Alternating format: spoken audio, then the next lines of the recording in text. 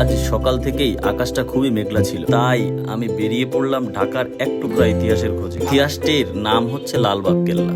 বৃষ্টির ফোঁটা পড়ছে কেল্লার লাল ইটের দেয়া, আর আমি হেঁটে যাচ্ছি সেই পথ ধরে যেই পথ ছিল একসময় মুঘলদের চলার পথ। বৃষ্টিতে চারপাশটা যেন আজ অনেক রহস্যময়। এখানে প্রথমেই এসে দাঁড়িয়ে পড়লাম পরী বিবির মাজারের সামনে। এই দুর্গের নির্মাণ শুরু হয়েছিল 1678 সালে মুঘল সুবেদার প্রিন্স আজমির শাহের হাত ধরে, কিন্তু তিনি নির্মাণ কাজ শেষ করতে পারেননি।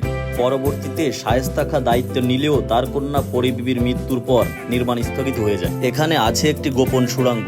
ইতিহাসে শোনা যায় এই সুড়ঙ্গ থেকে কেউ কখনো ফেরত আসতে পারেনি। এর ভিতর একটি জলাশয় আছে, কিন্তু আপনারা জানলে অবাক হবেন যে এই জলাশয়ে কখনোই কোনো পানি থাকে না। বৃষ্টির দিনে লালবাগ কেল্লা আমাকে নিয়ে গেছে এক ইতিহাসের এক অনন্য জগতে। কেল্লার মধ্যে রয়েছে প্রধান তিনটি স্থাপনা: পরী বিবির মাজার, শায়েস্তা খানের বাসভবন ও আরো একটি মসজিদ।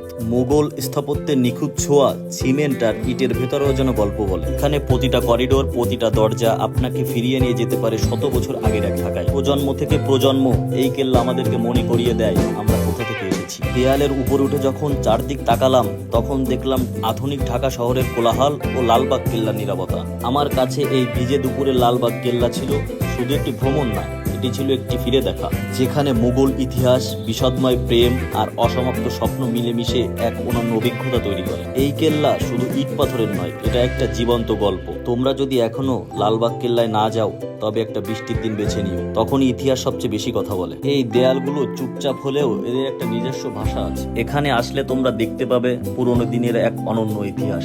অবশেষে শেষ হলো বৃষ্টি এবং আমরাও শেষ করলাম আমাদের ভ্রমণ যাত্রা। তবে বৃষ্টি যতটা না কষ্ট দিয়েছে, তার থেকে ফুটিয়ে তুলেছে লালবাগ কেল্লার এক অনন্য ইতিহাস। আপনি যদি ইতিহাস প্রেমী হন, ইতিহাসের সাথে মিশে যেতে চান, তাহলে একবার হলেও লালবাগ কেল্লায় আসুন। এই কেল্লা আপনাদের চোখে আঙুল দিয়ে দেখিয়ে দেবে ইতিহাস কতটা সত্য। ভালো থাকুন, সুস্থ থাকুন। ভালো লাগলে চ্যানেলটি সাবস্ক্রাইব করুন। দেখা হবে আবার এক নতুন ইতিহাস নিয়ে।